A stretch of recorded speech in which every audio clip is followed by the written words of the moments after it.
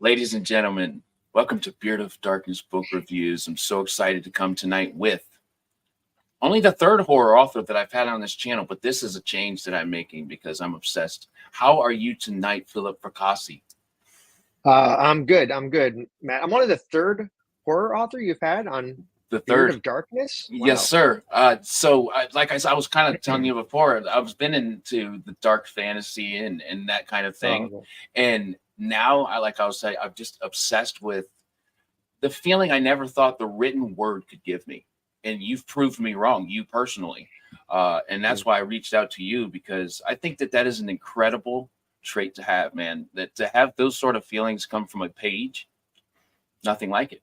So, Thank you. That's very kind. I felt that way the first time I read Laird Barron.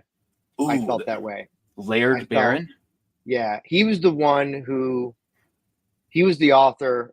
He's also a friend, but when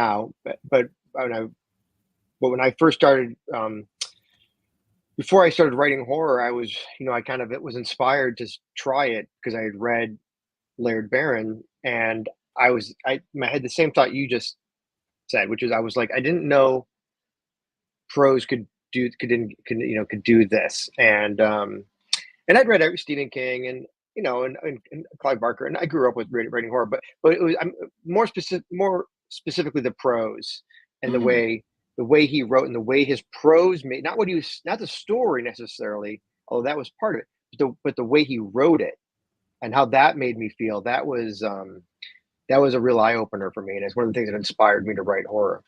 So first, I have a brand new author to check the work out of, and if that's one of your inspirations, that's high on the necessity list. I would say Laird Barron is. Sorry, I'm opening my Guinness.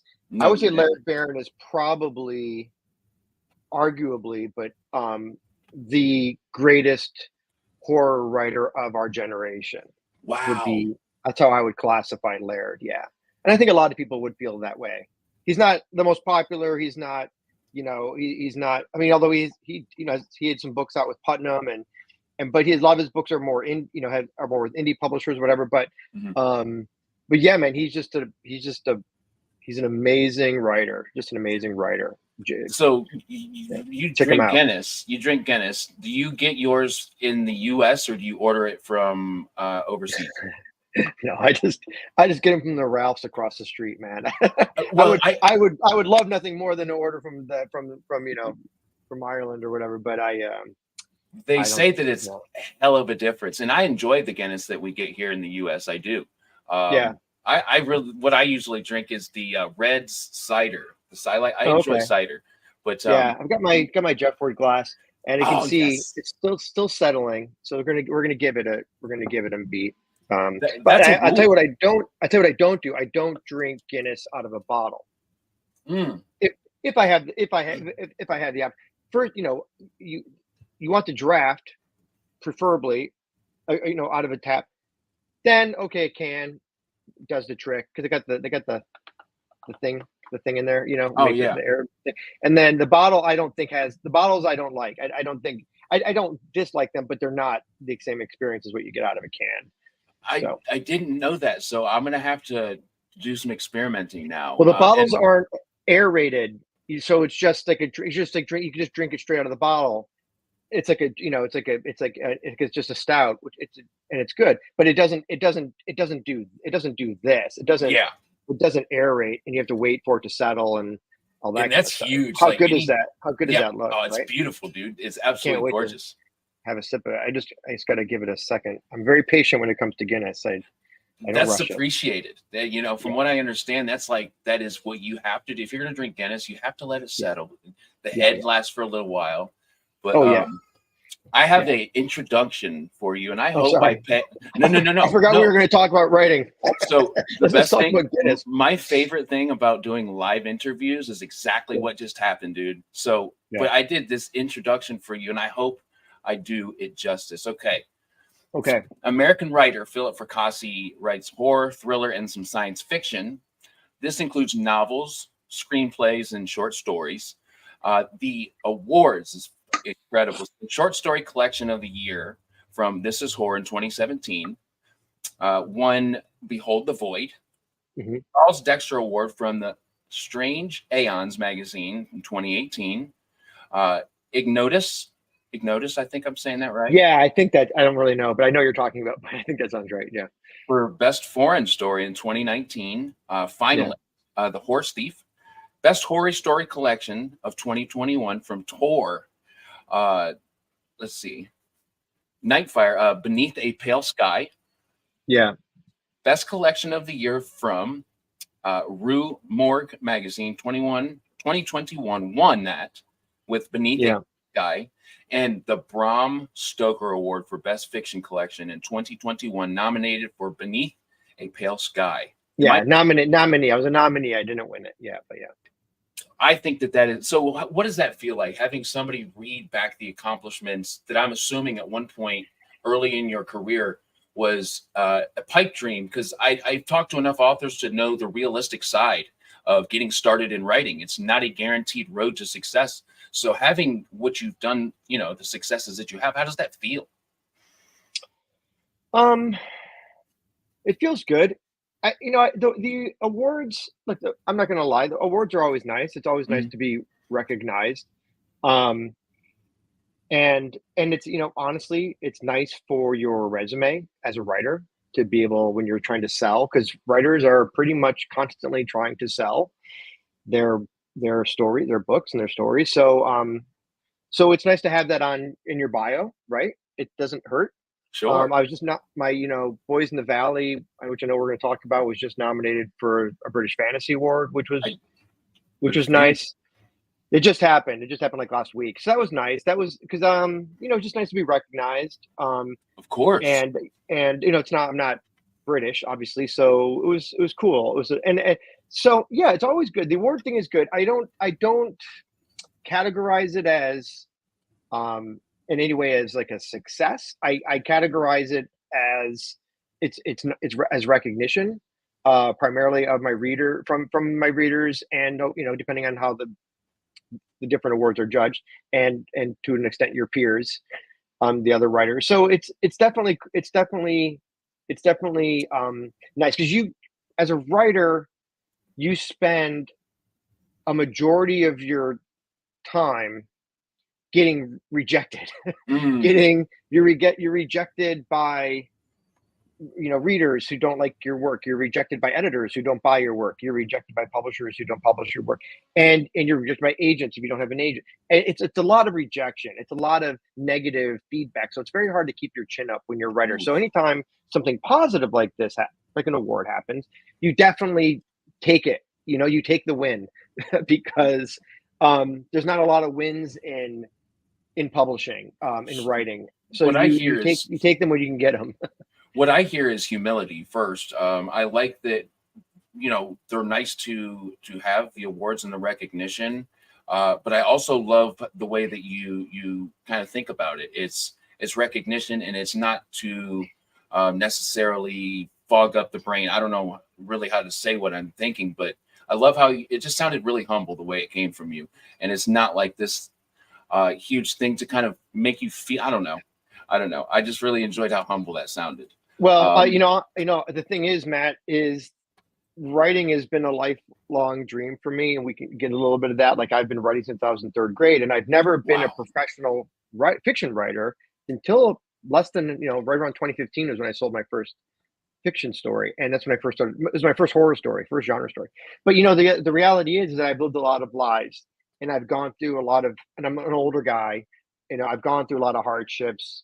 I've been through a lot of valleys, and I think that when you have a lot of experience like that, I think that you come to appreciate when you're able to do something that you love, and that you're fairly good at, and you have some mild, some moderate success at. And I think that you never want to get too high, because Mm, man, you can come crashing down very quickly. And So I just think I have an appreciation for it, but I also have it in perspective, Oh, so I think that's what you're hearing. I'm not really, yeah. I don't know if humility is the right word, but I think experience in life I've experience, I think I put it in perspective of where I'm at. So yeah, the awards are nice, but I'm not running around the neighborhood hoisting up my very certificate or that's a anything. very Yeah. respectable thing. And also the fact that you're talking about the real the feelings you kind of go through as a writer. Yeah. You've heard of Adrian Tchaikovsky. Yes. He's a science fiction writer, and I was talking to him, and the amount he was talking particularly about querying and how that Mm. he had done it for so long, and he was about to turn 35, I believe, and he said if I hit Oh, really? 35 and I don't have a published book, I'm going to do something else. And I think it was a week before his birthday he finally got um, published. But he was also talking about how hard that is mentally to just take one to the chin and Yeah. continue that road that you so desperately and so passionately want to be on.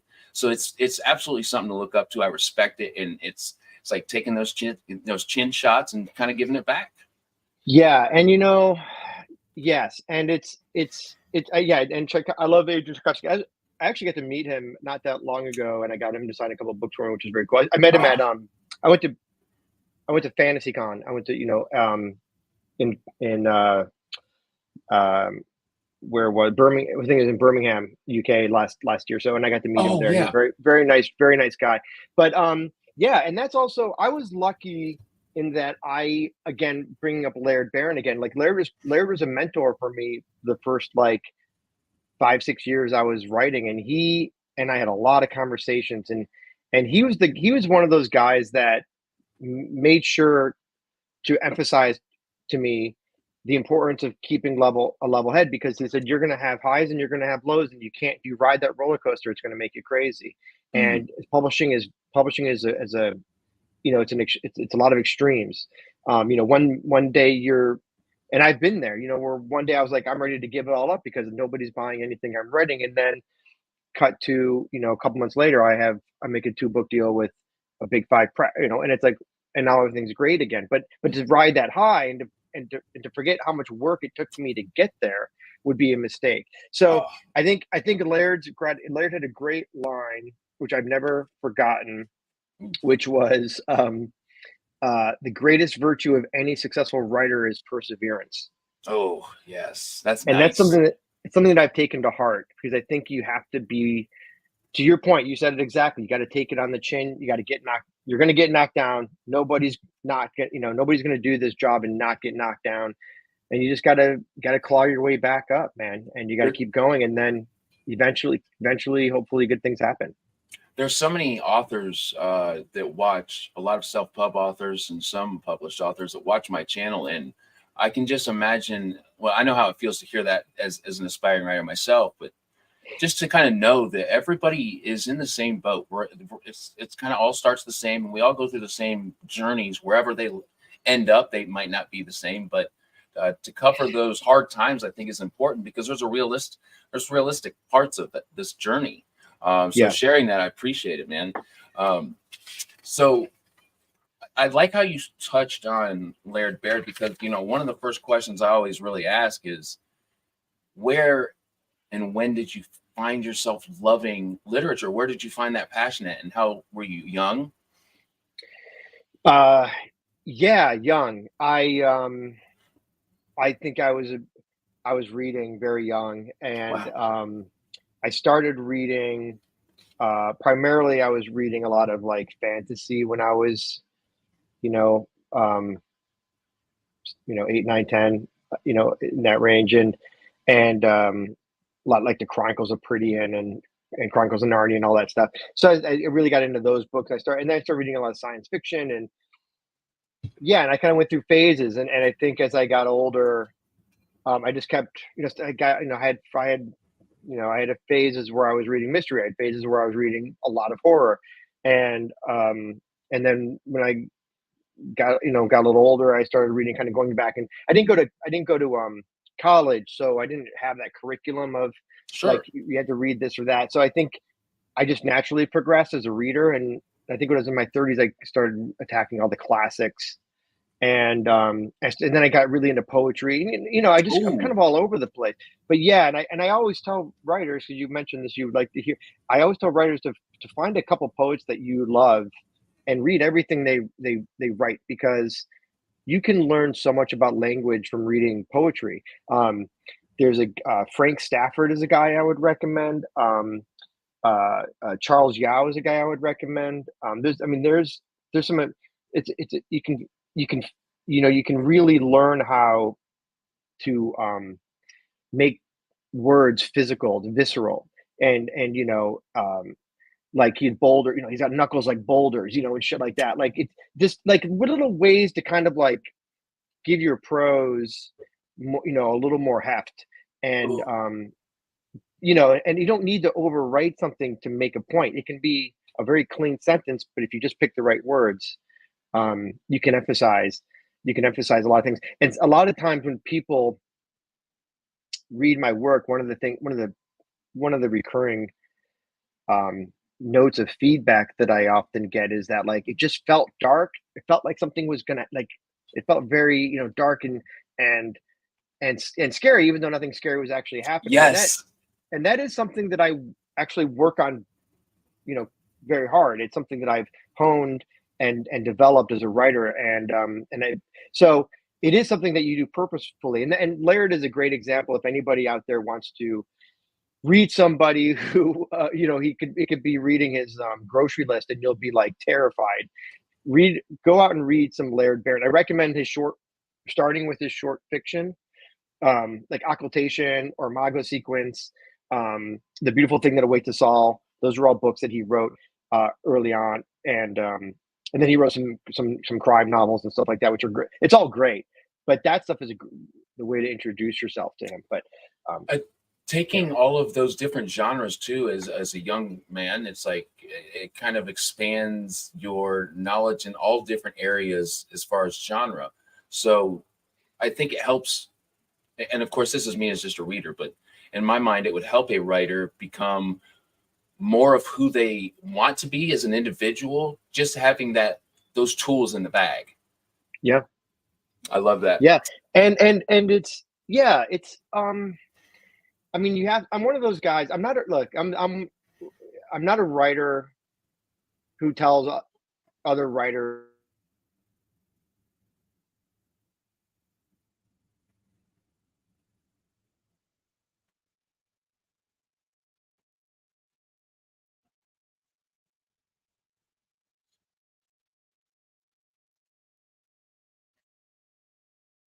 Are you there, brother?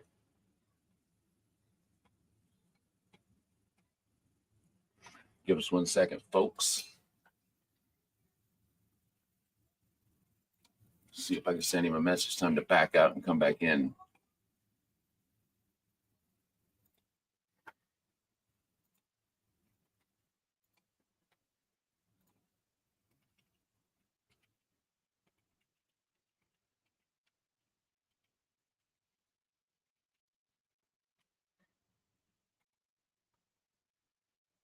There he is. There we go.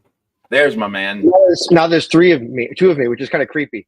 And no, pick up. Absolutely, it happens quite frequently. Could you imagine if Absolutely. the other me started talking from one Oh, window? dude, look, I'm running. Yeah. But all I was going to say was, before my internet cut out, was I'm not a writer who necessarily says that you need to write every day. I don't believe in that, but I do think that you need to read a lot. And I think that Ooh, is the one thing I always tell writers is read a lot and read widely. I'm a horror writer, but I don't really read a ton of horror. I do read a ton of horror, but I read a lot of it because I'm blurbing stuff, or because but I don't, but I try and read other stuff too.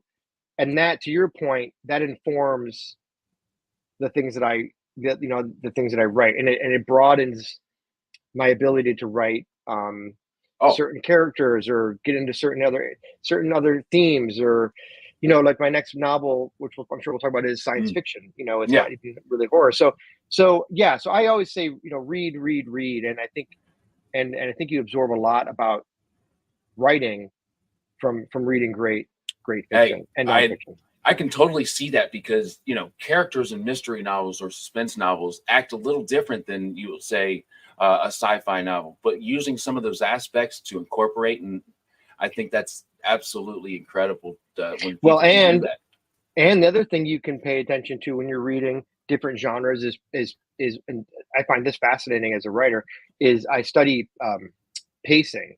When you read um, like a thriller, how do they keep you turning the pages? How do they keep the story moving? And then if you read something that's more literary, maybe you're studying the language a little bit more. But pacing to me is always something fascinating Oh, that I've learned a lot about as a writer, and just by reading. it kind of goes hand in hand with the way you were describing, which is I mean, it just touches exactly how I felt reading your novel. The only novel I've read by you, and I had such an experience, was the fact that even in those moments where it seems somewhat relaxed and things aren't really escalating, there's always that suspense through your prose, because of your prose, that don't get too comfortable, because something is bound to happen, and you don't know what, you don't know when, you don't know where, Yeah. and I just love that. And again, it just kind of reiterates that point that I brought up at the beginning.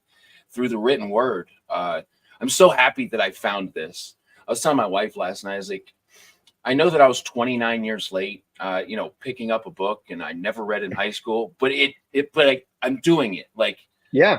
it happened, and I'm just forever grateful for that. And to have something that excites me and interests me and gives me that much passion as a 34-year-old man. Not many things, I've got 4 kids, we're all tired, and not many things do that anymore. So just kind Yeah. of very grateful for that. Yeah. Um, What I always tell people about reading too is don't be beholden to I always say don't be beholden to like one book at a time, because sometimes what's nice is to have like maybe two books going or three books going. Cause so like if you have a day off, okay, and you're like, and it's like in the morning and you got your coffee and you're sitting in your favorite chair, maybe you don't want to, maybe you want to read something that's got a little more um, depth, or it's a little more complicated, or maybe it's like, your brain's more activated and you kind of like, you're in that, like, I want to absorb mode. But then like, let's say it's, midnight and you're in bed and you just kind of want to like, read, then maybe you don't want to read the book on like oceans. Maybe you want to yes, read the thriller, that is just going to keep you engaged for half an hour or so until you can fall asleep. So I'm always a big fan of like what's called, I think the term is mood yeah, reading, which is you read what you want when you want, and hmm don't necessarily feel that burden of like, oh, I've got to pick this book back up and keep reading because this is the book I'm reading. I'm a big fan of like have a few books going and just kind of bounce around and play with however you feel. That's why sometimes, I have like a stack of books that I'm kind of pulled from Mhm. whenever I sit down to read. And sometimes I'll read poetry, and sometimes I'll read nonfiction, and sometimes I'll read a thriller or horror. Just kind of depends on what my mood is and how tired I am, or That stuff like is that. So that's a advice for people who are trying to like maybe read more and not be frustrated and enjoy it. Just enjoy it more. Not necessarily feel like it's a burden. That's the first time I've kind of felt a little pat on the back of my process, because Hmm. I've tried to start and my wife does it every single day. She starts a book and she finishes that book, and that's it. Wow. And me, there's no way in hell that I can do Yeah, that. me And neither. there's very few books, and I'm not just saying this because I'm talking to you right now, but Boys in the Valley, I started and finished, and I don't do that. Right. It's but I haven't been doing it right, because the information you just gave, maybe in the morning try something more engaging, and at night the opposite. I Yeah. haven't looked at it as that type, time for books, as far as curating the book to the time. I think I'm going to start though, because I Yeah. think that will help. My wife did say, that's my other half, I can't wait to tell Philip that his story chilled Beard to the core, and he literally stayed awake at night talking about it. I did. I'm not going to give any spoilers away, but obviously the wonderful author will know exactly the moment I'm talking about. And it's the smiling at the beginning is just something that I was like, Are you talking yeah, about Boys in the Valley? yeah, Which Boys in the Valley. Yes. Okay. And Just this the the smiling. smiling. Yeah. So you describe it. a few different points where, because of the smile, it's not an authentic smile. It's a mischievous kind of evil smile. And that's what kept me up. I had this vision of somebody just giving me that I'm kind of crazy as hell smile. And that was it, man. And then it kind of just stacked on top of each other as soon as you start learning more about what's going on in this orphanage, and the fact that it's an orphanage and a place where there should be lots of peace and good. There's a huge contrast there, and I dug it every second of it, man. Yeah, it's a dark story before even the supernatural stuff kicks in. It's so yeah. And there's a couple characters too that you kind of question, and there's nothing better for me than like that character where they're not doing anything bad, but you can sense that they're the type of person that will not try not to do that bad thing. I guess they're going to do bad. At least that's what I thought, and that's what I was thinking. And I love that kind of character where there's no idea that's solid, as far as kind of guessing where he's going to go. Jessica said, "This is such a treat. I'm so excited to be tuning into this. I'm making it wait. I'm hoping to find your questions. If I don't, I'm so sorry. I'm going to get me a moderator because you guys are chatting so wonderful lately." Let me see. But I was gonna comment on that, Matt, Please. Which was to say, it's something, and this is again probably interesting for writers who are listening, but it's something that I'm very purposeful about, is to make sure all of my characters are very developed, and they're all very human. And what I mean by human is they're not black and white. They're gray. Their personalities are very gray. They all have a little bad in them, and they all have a little good in them. And one of the things that's fun, and especially in Boys in the Valley, where I kind of pulled the trick a couple different times, which is I really enjoyed making my character. And you've said it. I really enjoy making my characters unpredictable. Mm-hmm. So it's not like, well, the hero's going to do the good stuff, and the evil guy's going to do bad stuff. You're not 100%, and maybe you do to a certain extent in the book, but there's also all these other characters where you don't really know what they're going to do or which way they're going to go. And that's, for me as a writer, that's really fun, because I know it's fun for me to write. And so whenever something is fun for me to write, I'm pretty sure it's going to be fun for people to read. So, so that's one thing I like to do with all my characters in all my books are they're not all good and they're not all bad. They're very complicated and they're very complex, and they're not all likable. And I think that's something that keeps readers turning the page, because they don't know how it's going to turn out, and they don't know what this character is going to do. And I think that's one of the really fun things as a writer you can do to your stories to keep a reader engaged. You even do there's a relationship in the book between a young boy and kind of like a mentor, and they take a trip, and you just kind of read about how important this trip is to the young boy. And it's honestly, it was heartwarming. So within a horror novel, I get a taste of this really wholesome relationship between two people. That's, the basis is good and wholesome. And there's so many aspects. I could go on for hours about what I felt about it, man. But it's honestly just cool just hearing you talk about that process for you and the kind of little things that you do. And those inspirations are so cool. So Laird Barron. Barron. Yeah. I'm just completely excited to dive into that. You're gonna love it. You're gonna love it. You're gonna be really happy. I'm gonna send you an email like, dude, you were so right.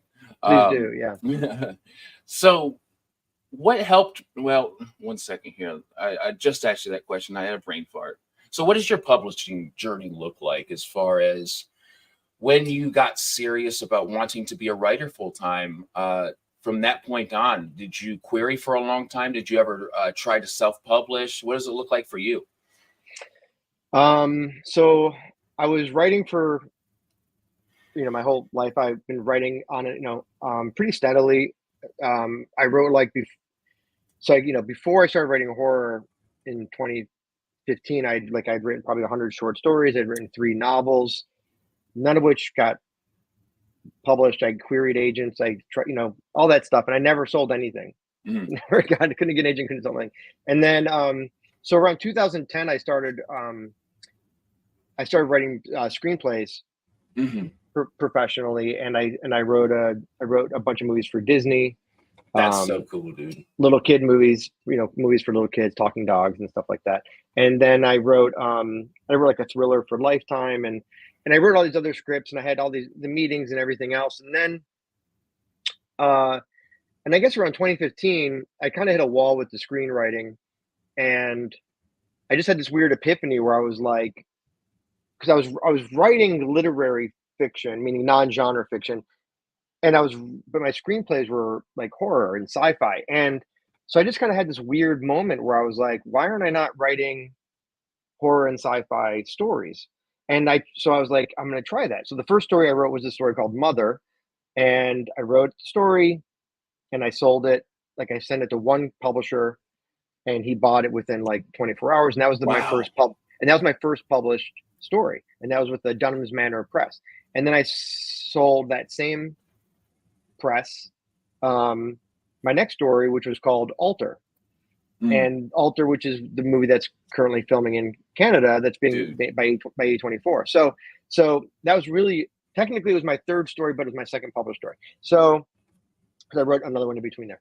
So, and then what happened was, so you'll hear a lot of different writing journeys. A lot of writers get to their the point they're at different ways. But the way that I did it was, I kind of used the music, like the band model, which was like, I'm gonna create a demo tape, and I'm Mm, gonna send it, get it out, hand it out at clubs to as many people as I can, and try and build a grassroots sort of thing. So that's kind of what I did for publishing. I published like a chapbook, and then I published like another chapbook, and then because Alter kind of got a lot of buzz, um, a publisher approached me about putting together a story collection, which I did, and that became Behold the Void. Um, and then I was kind of off to the races, and so I kind of kept writing short fiction. I kept publishing, I kept a lot of, but I wasn't, it wasn't like I was just selling everything I wrote. Like, it was hard. I was querying, and I would say, like, there's a story, for example, called Failsafe, that's in Behold the Void. mm. And I tried to sell Failsafe. I must have sent Failsafe out to, I'm not even kidding, I probably 2 dozen publications, magazines, online places, anthologies. Mhm. All we got rejected every time. But I really believed in this story. So when it came time to put together a story collection, I put Failsafe into the story collection. And that story ended up being in Ellen Datlow's Best Horror of the Year, selected, which is only to date still the only story that's ever been selected for Best Horror of the Year. Wow, And it's being adapted into a feature film by Bad Robot. So it's like, you dude. never know. The rejection. You have to remember that when people are rejecting your story, it's one person Mm, rejecting one story. So it's you could it's not really as much a reflection on the story or on you as a writer as it is on the fit with that person mm. that you're trying to connect with. And that's why it's important to keep trying and keep trying and keep trying, which you mentioned about perseverance. So yeah, man. So I just like persevered. I just kept grinding, and I was writing as like, when I could, I would write. I was still working in film and TV full time during this period, so I was, the way it works on film and TV is that you work for like 2 or 3 months, and you're working 12-hour days, whatever it is, 6-day weeks, and then you usually have like a month or two off Okay. between shows, between projects. So like I would do Star Trek, and then I would take a couple months off, and then I would do whatever, some CBS show. So during that off time, I was writing like feverishly writing, because I knew I only had a certain amount of time before I ran out of money and I had to go back to work. Sure. So I just kept writing and writing, and sending stuff out, and then um but it was hard. Like, I had an agent, and like in 2017 I had my first story collection out, and I had an agent, and you would think like, oh man, you're set, right? Hmm. Later that year, I fired my agent, and I fired that publisher, and Oh, I wow. took my rights back, because the publisher was a dick. So, sorry. Uh-huh. No, say what you want. This is we're And adults, man. and and the agent was a jerk, and I didn't like the way they treated me was inappropriate and not nice. And so I just was Dude. like, I don't need, yes, this is my dream, and this is what I want to do. And yes, I have my first agent and my first publisher, but at the same time, I'm like, but I don't really like the disrespect, right? So Oh, I'd rather not have the disrespect and not write than write and live with it. So that was a very difficult decision for me. And I only bring that oh, up because I think it's important for people not to feel like you have to be abused in order to succeed. You know, oh my. you can stick up for yourself and still succeed. And I ended up finding a much better situation for that.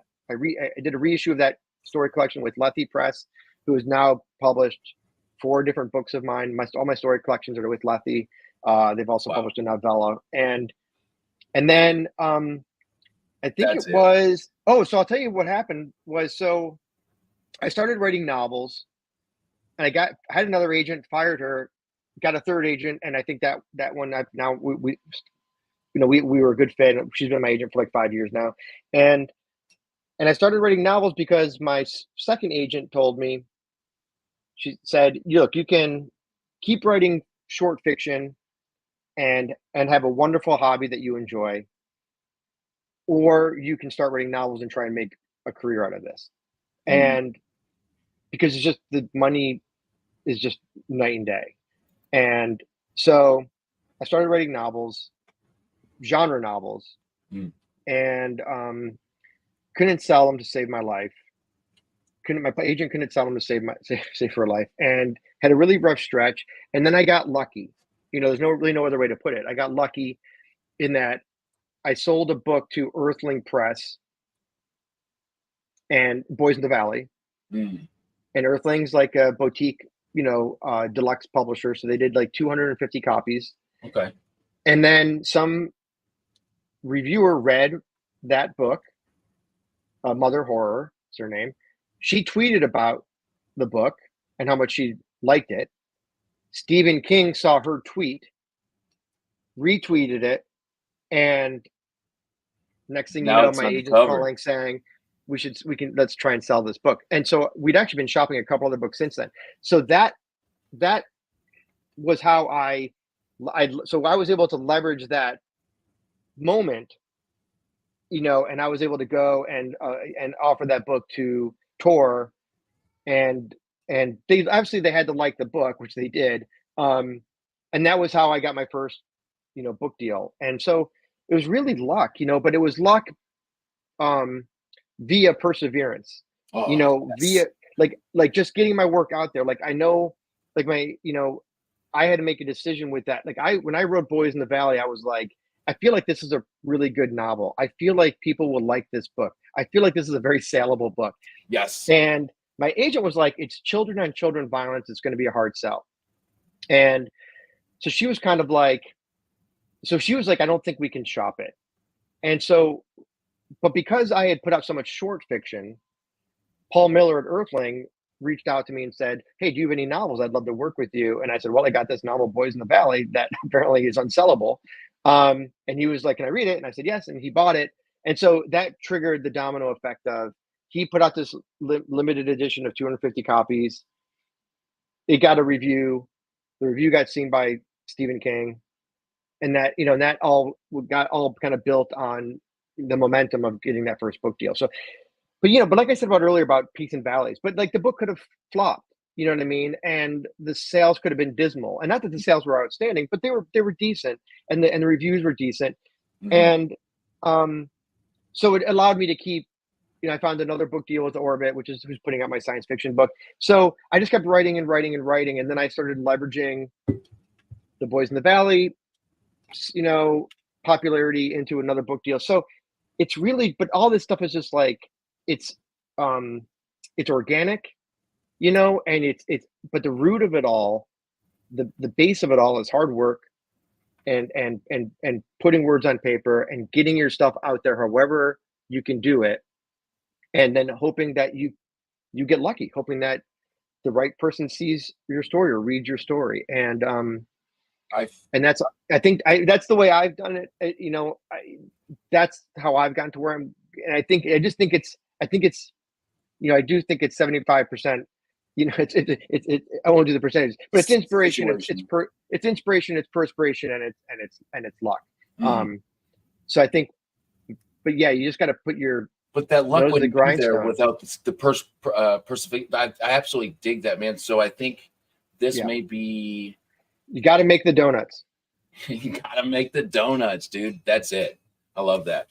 I think that's probably my favorite story of just kind of overcoming, getting where you want to be through that grit to the grind. My buddy Nick Horvath is an author. He played professional basketball for a little bit. He wanted to write, and the book opens. I think the dedication it says "to the grind." That's Hmm. it, just to the grind, and that's what I thought of hearing your story because Yeah, you know it's it was. absolutely a grind. Absolutely a grind. I mean, I've now look. I have like I've published a few things now, right? I've got to deal with Tor. I've got to deal with Orbit. You know, Hachette and Macmillan. So I'm still this week. I've been you know I've been having a rough week because I've been trying to trying to get a new deal, and it's still hard, man. It's no one's handing this shit out. You know, Oh, you gotta really get in there and work and push and push and push and it is hard. You know, there's no gimmies. But it's something that I find very fulfilling. I can't imagine doing anything else. So for me, it just is it just is what it is. And I'm in a very fortunate position where I'm now writing full time. Um, which took me a long time to get to that point. It took me about 10 years, call it 8 years to get to that point. I've only been writing full time for a couple of years. So, but it's hard to get to that point. And it's scary. And you got to sort of bet on yourself in a way, you know? Ryan Cahill is a pretty successful self-published author, and talking to him, it reminds me of talking to him. What you just said, he before the first book come out, which was wildly popular, and continues this the Bound and Broken series is still wildly popular. It was just I'm gonna try this writing thing, and then Mhm. having the success inevitably puts that weight because now that's what pays his bills. That's what feeds his family. That's what pays the car note. That's what pays his mortgage. And it wasn't like that before the first book come out. So having that success and getting to where you want to be comes with a set of stressors in itself. So I don't think there's any tier in life, no matter what you do, how much money you make. There's going to come that unique set of stressors, and keeping that realistic, especially when you're like talking to me right now. I'm here to learn, and you're telling people who want to do this, you're being realistic, and I think that is the best mindset to have. 100%, and it's a realistic one. Yeah, I think sometimes writers get a little, I don't know, I'll just say, they not impractical with their advice. And whenever I'm on a panel or I'm doing an interview, especially if we're talking about writing, I'm I try to be I try to at least give people advice that I think is pragmatic and Mm, that is to your point real, because I think just to sit here and say like, well, I create Play-Doh figurines of my characters and yeah. isn't helping anybody do Yeah, anything. I So totally agree with that, and it's funny, man, because there's lots of that, and I would there absolutely is. say the information that you've given is I want to write, so I wrote a lot and then got turned down, and then I wrote even more, and finally somebody picked it up, and then I have to write even more now.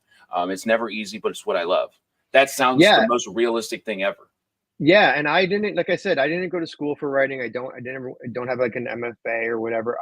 Everything is I'm self-taught in the sense that I just started writing, and the more I wrote and the more I read and the more I kind of like applied what I was reading to my, like, oh, that's an interesting trick, or I could do that.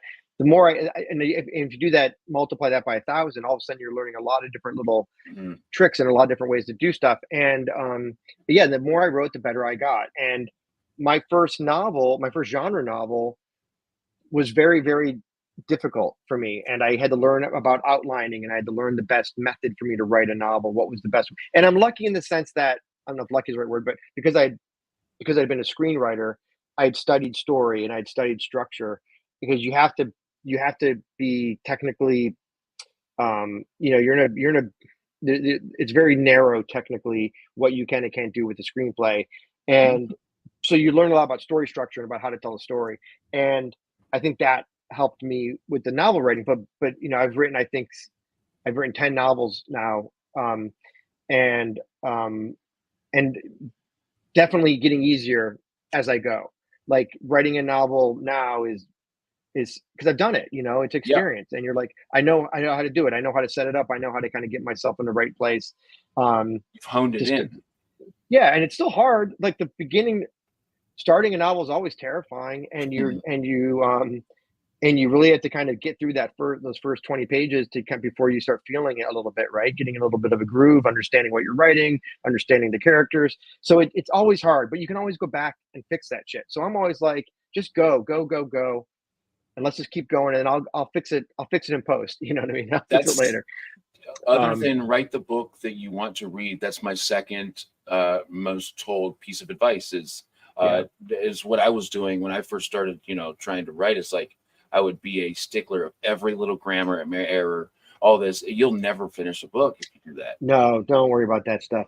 No, but I like I very much like the write what you want to read advice as well, because where I take that in my fiction is I want to be surprised when I'm Mm, reading something. I don't want to read another goddamn, you yeah, know, couple who are having marital problems and now they're in a cabin in the middle of nowhere. It's like I can't do it. Like, right? It's like, and yeah. I can do it if you surprise me. If you if you turn it on its head, then let's talk. But the tropes need to be.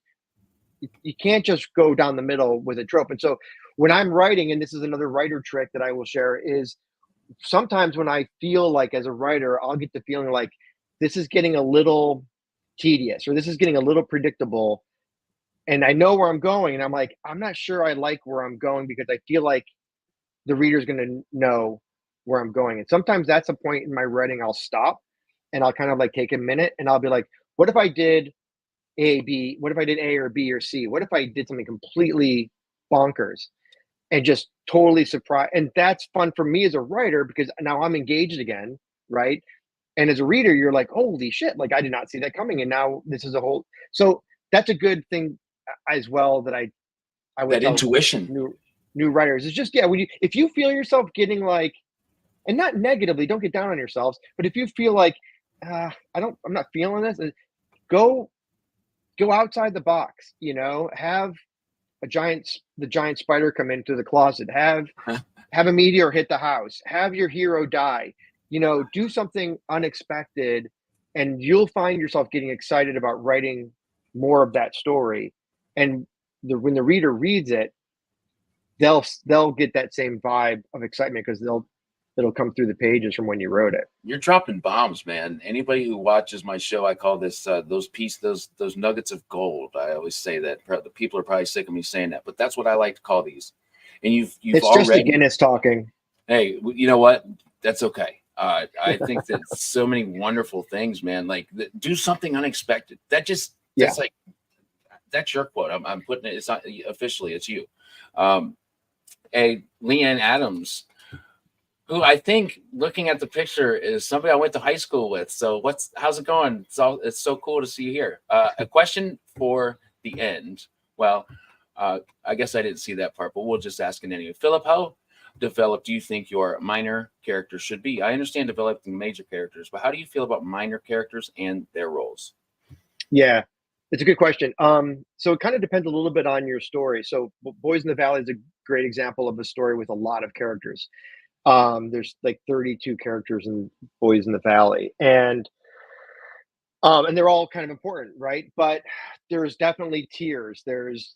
These are the main guys who I need the reader to really empathize with, um, and understand their motivations, and kind of, these are the guys you're going to war with. And then there's like the second tier characters where it's like, these are guys I need you to know who they are. So when I mention them or when Mm, I kill them, um, sure. you have some sort of response and you understand what I'm talking about. And then there's the third tier characters where I'm just sort of, you flesh them out in a sentence, you know, um, the kid with ink black hair and one one leg shorter than the other, you know, boom, you know who Timmy is from that point Yeah. forward.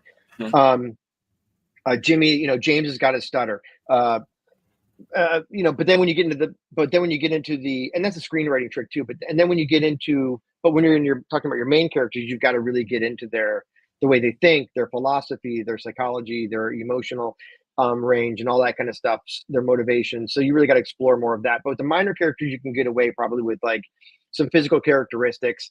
Also, you can get away with a lot. You can do a lot to enhance. So with minor characters, I have. I always say, like, give them a paragraph, give them like, I don't know, paragraph might be too much, but give them a few lines of description. Talk about what they look like. Talk about maybe a lot. Sometimes you can get away with just the way they respond to a situation. Like for example, if they step in between, when a bully is bullying a smaller kid, maybe this character steps in and says something, and now that character is a little bit has some good in them, or has some backbone to them. And so you can kind of situationally enhance your characters as well, where you don't have to necessarily overly describe them. I think, if I say this with all humility, but I think Boys in the Valley is a good book to read if you're looking to study character development, because there are so many characters in there, and it doesn't feel like it.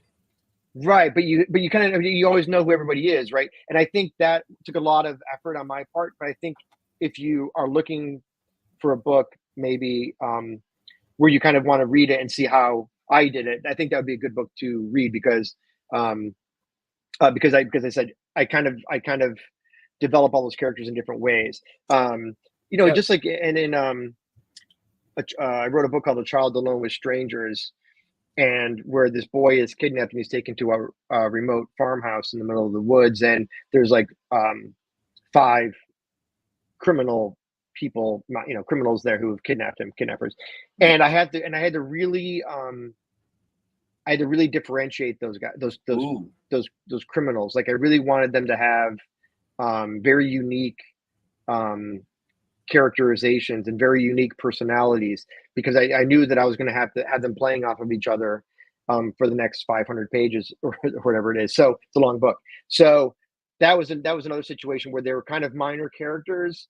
They weren't my heroes, but I wanted them to be unique, and I wanted the reader to identify with them. So again, it was partly descriptions, a little bit of history, but also just like little things, like one of the criminals, Jenny, kept a nice pick in her belt. Just that alone, that detail alone tells you a lot about Jenny, right? So things like that. That's just like I said, just keep it to a minimum, but use situations and actions to define characters versus just describing them, in exposition. I have to say the character that pops into my mind immediately from Boys in the Valley, and again, guys, I'm not spoiling anything, is the one, I believe Johnston is his last name. Brother Johnson. And really off the bat, you learn that he has kind of a troubled background. He's kind of angry, and that's like kind of where you leave it for a while. But then you have this certain thought about his character already, just from the kind of small little pieces you learn right off the rip, and it plays through the whole novel.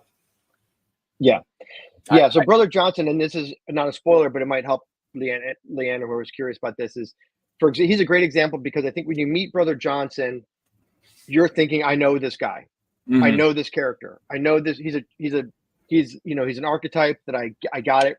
As a reader, you're like, got it. I know who this guy is. Yeah. And then what I do is, about 30 pages later, he has a moment with another character, and all of a sudden you're like, well, wait a minute. Maybe I don't know who this guy is. And to your point, and I appreciate you saying it, Matt. Yeah, I play on that push and pull the whole book with him. Him and David. Mm-hmm.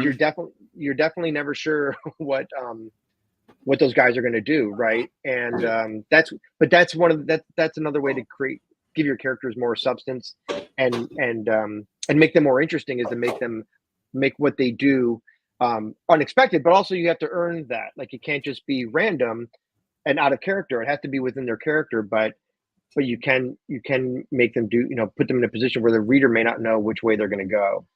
Leanne, I think he's very honest with his response as far as like reading Boys in the Valley, because I would be ruining things, so I'm not going to go into like everything I'm thinking, but there's 1,000 thoughts in my head just from hearing Philip talk about how he pushes and pulls with characters, and that really came through in that book for me especially. Yes, Kenneth said he loved that attitude. I think it was referring to kind of sticking up for yourself and saying, hey, some things are I don't have to deal with this and I'm not happy, so I'm moving on. Yeah. And don't take shit from anybody. There it is. Don't let people abuse you, and you'd be just don't, people still have to be treated with respect, even if they're not buying your story or they're not buying your book, or even if they are buying your book, even if they're your publisher or your editor or your agent. Don't take shit from people. I love that. Just be who you are and know what your self-worth is. Be professional, be nice, be gracious, but don't take the abuse. I love it. So we'll cover this really quick because I have to, because I'm so excited about it. Your book release coming up. Would you tell us all about that? Yes. So I have a book coming out next month, which is called Serafina, which is being published by Earthling, the same guys who did Boys in the Valley. Mm-hmm. And that, I think there's actually still copies. That's an edition of 750 copies. So that's being put out by Earthling Publications. I think there's still some available. And then my next trade release is The Third Rule of Time Travel. I think I have a copy somewhere. This one. This is The Third Rule of Time. Oh yeah, there you go. Boom. I totally had your back, brother. Yeah. So that's coming up from Orbit UK and Orbit US on March 18th. And you even got the Laird Barron blurb on there. I didn't see that before. Now knowing how big this guy is to you, that's incredible. I don't think he'll be there when the book actually is published, but he's there for now. Yeah, he's a placeholder blurb. But I think the publisher's working on getting something else for the cover. But yeah, a lot of times when you have those early editions, the advanced reader copies, they'll put like an old blurb from one of your past books. That's what he had to say about it. But it's cool. Well, yeah, no, Laird's great. He's blurbed a lot of my books. He actually wrote the introduction for Behold the Void. My first story collection. So yeah, so he and I are buddies. So so he's always a big supporter. Always been a big supporter. Tell us about which is very exciting as an author. It has to be the most exciting. Alter. It's pretty exciting. Yeah. So I have I've gotten to a point which I'm very fortunate to have gotten to, which is I have a literary agent, and then really just recently I was able to secure a film and TV representation. So those guys are kind of out shopping my work to studios and producers or whoever. But Alter was fun because and this is kind of going back to my point about just get your work out there, because the director, the guy who's directing the movie, he was just a fan of my work. He'd read a lot of my short stories. He'd read Behold the Void. Wow. And he read Alter, and he just fell in love with it, and it connected with him. So his agent emailed my agent, and the guy was like, Igor Abraменko is his name. Igor wants to make to try and get Alter made as a feature. And then he brought in a screenwriter and the director and the screenwriter. So I optioned them the story. And then they took it to A24 and they pitched it to A24, the writer and the director. I wasn't really involved with any of that. Mm-hmm. And and A24 was excited and they jumped on board, and it's all happened pretty quickly. They fast tracked the movie because normally, because I have a bunch of stuff that's optioned, and for example, I have this other movie, Failsafe, that's kind of been, I would say it's been in the works probably even a year longer than Alter has been, and it still hasn't gotten to the finish line.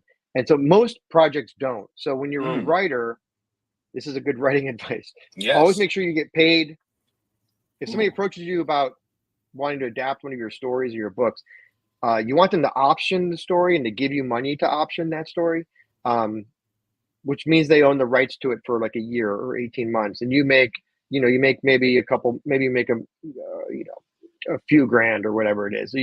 But you get something, you get paid. Because a lot of times what you'll do is people approach you and they'll be like, I love your work. I love this story. I would love to make it into a movie. Can we just do like a handshake deal? Or can Oh, I do wow. like a shopping agreement with you? And I'll go take it out to these people and I'll try and sell it. And I'm always like a big fan of like, no, not doing that. I think writers should get paid. Yeah. Because the reality is, the reason I'm saying that is because the reality is the odds of that movie getting made are probably 1 in 10,000 or 1 in 100,000. So in other Wow. words, take the money that you can get when you can get it. You know what I mean? Because the odds of you getting, because what happens is then if the movie gets made, and when I say the movie gets made, I mean the movie they are on location, cameras are rolling, that triggers what's called a purchase price. So then they're buying this, the studio is buying the story from you, and that's like the big win. But to get to that point is incredibly rare, incredibly rare.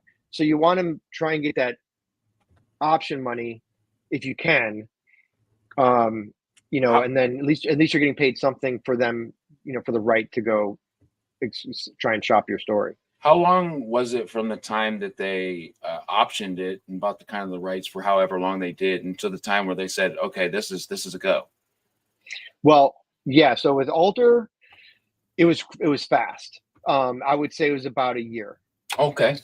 So it was about a year, which is very, very fast. Normally you'll have an option that'll be, like I said, 12 to 18 months. And then in that same option agreement, there will be a renewal clause where they can do another 12 to 18 months, but they got to pay you again. Right. So most of my stuff I think I have like 7 or 8 different stories all under option Okay. agreements, but this is the only story that's actually gotten to the production phase.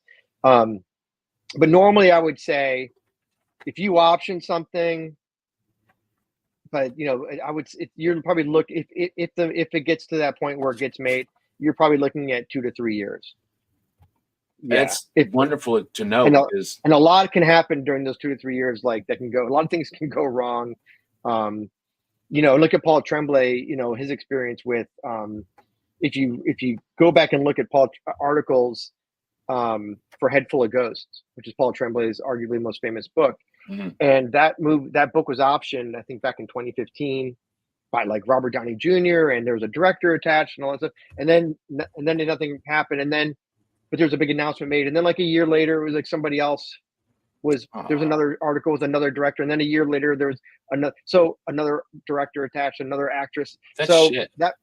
Which is funny because normally studios don't announce anything until it gets to the point of where they're casting it and they've locked in cast, and that usually means the movie's going to go. So Paul's had a really rough ride with that book because that movie has been so close so many times, and he's doing fine. Like he had the M. Night Shyamalan movie made, and I'm sure, and I think Head Full of Ghosts is actually finally going into production now, which is great for him. But it's no knock on him. It's just a knock on Hollywood. Like it's a crazy business. So that's why I always say take the money, get the money while you can, and then and then hold on to that lottery ticket. And if it gets made, great.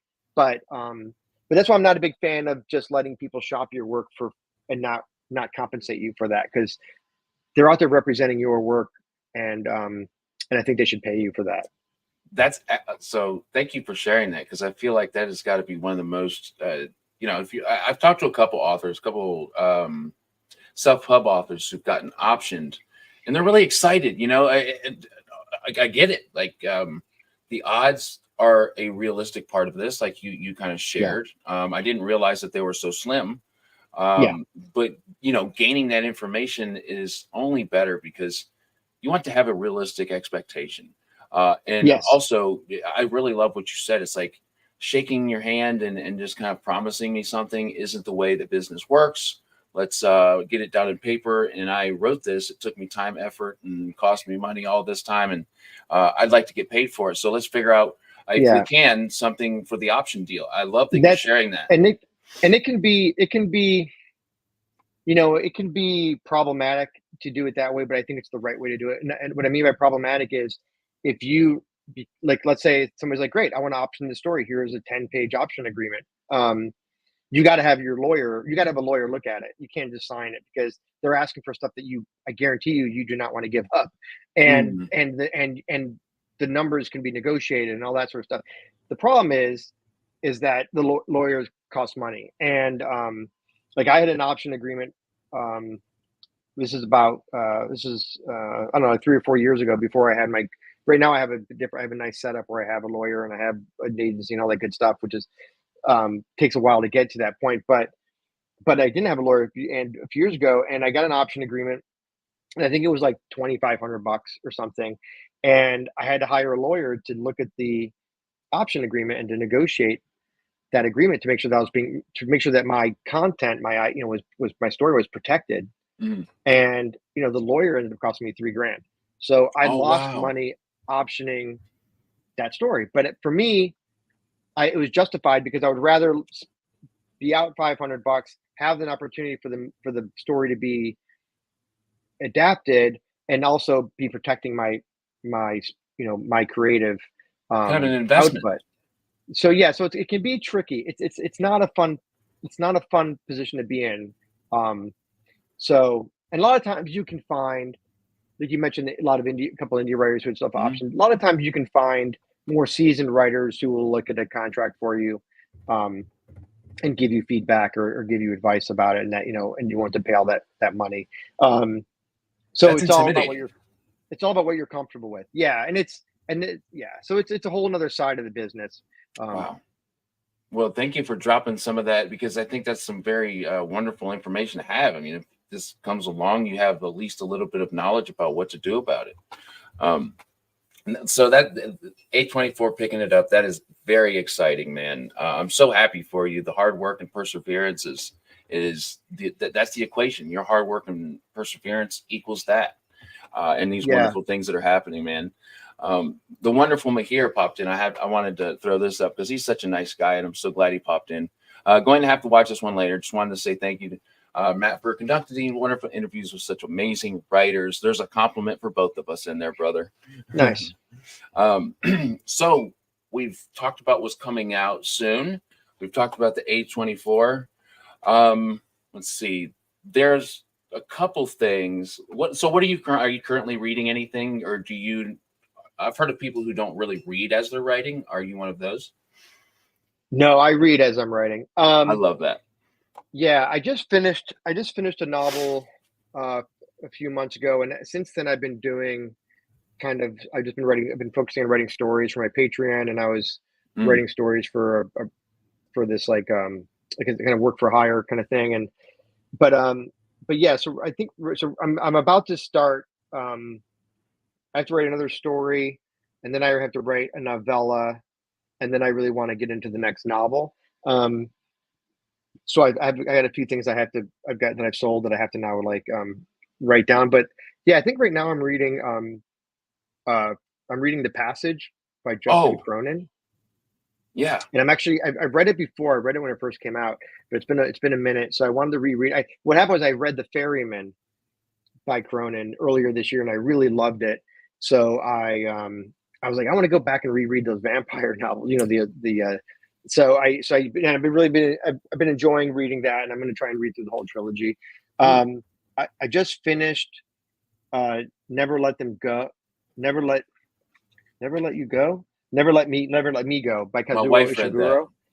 Yeah, I didn't love it, but I know people love it, but it wasn't my cup of tea. That's the one that won the Nobel Peace Prize, right? It won I think it won a Pulitzer or something. I don't know what it won. It won something. It's a very famous novel. It wasn't. I didn't love it. I don't like stories that are. He had this weird gimmick where he would be telling the story, then he would say it was just, and then he would end it with like, it was just like that time at school when Robert did something that we couldn't believe, and then he would go tell that story about what Robert did at school, and then he would get to the end of that and he'd be like, which reminds me of this time da da da, and then they would tell about that time, and it was driving me kind of Convoluted. crazy. I was like three quarters of the way through the novel, and I'm like, it felt like I was like flashback, flashback upon flashback upon flashback upon flashback, and I Yeah. don't. It just for me, it wasn't. It didn't keep me riveted, and it was sort of just a slow burn, I guess. But you know, whatever. It's like one of the top 10 novels of all time, or whatever. Well, So I'm sure it's a good book. I just didn't love. I didn't love it. I think that the every single review for a book, whether it's positive or negative, there's been negative reviews that are now my are in my top 10 favorite books. So any kind of review is absolutely valid, and I appreciate it. And I've heard similar things. Like I've heard people who really love it, and then it just didn't work for other people, which is the Right. name of the game. I Yeah. mean, really. Yeah. I'm gonna here. I write down the books that I read. Oh So yeah. I write them all down in a list so I remember. So I'll tell you. Okay. So I'll tell you some books that I just read that I like.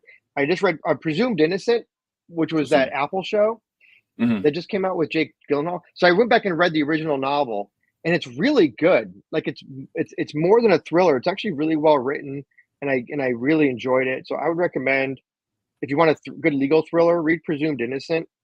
Um, I read Lone Women by Victor LaValle Mhm. was wonderful. And Ooh. that's a great example of a novel that you think you know what you're getting into, and then you'll be surprised. Um, uh, I only want to give you books I would recommend because I read a lot of books. Yes. I don't recommend all of them. Let's see if I've read anything else. One more thing that'd be fun I can share with you guys. Um, I just reread Misery, which is such a My great wife just book. she DNF'd it like 2 weeks ago. She didn't like it. Misery Yeah. by Stephen King. Yep. She did not That's like it. crazy talk. I read sometimes it's mood too. I read Project Hail Mary by Andy Weir. I really Oh, it's enjoyed so that. good. Oh, and I read Horror Movie by Paul Tremblay. We were talking about Paul. Ooh. Horror Movie I liked a lot. Paul's a really wonderful writer. And I read Josh Malerman's new book, Incidents Around the House, which is really fun. Really fun, really creepy. I need to read Presumed horror Innocent. movie. Presumed Innocent was a movie starring Harrison Ford that was turned into a TV show. It was a Oh book that was wow. turned into a movie that was turned into a TV show. Yeah. That's crazy. I didn't know that. And out of a couple of those that you told me, there are actually a couple on the TBR. Lone Women is, I believe, one of them. You said Victor LaValle. Yeah. I want that to looks read The really good. Reformatory by Tananarive Due. I have that. I want to read The Reformatory. I want to read there's a book by the guy who wrote Ohio, and I'm blanking on his name. But anyway, he is a book that a big, and there's a new book and there's a novel by Mariana Enriquez that I want to read. That was her last novel. I'm sorry, I can't remember the title of it, but those are like, I know those are like my sort of like my TBR right now.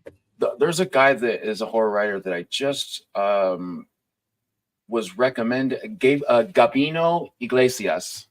Sure, And, Gabino, yeah. oh my gosh, he is breaking my heart in the worst, in the best way. I mean, like the beginning. In fact, this wonderful person here, she is always recommending the best, and she's a huge fan of his. And I picked up one of his books. I believe, I can't remember the name. It's like The House or The Devil Takes You Home, I believe.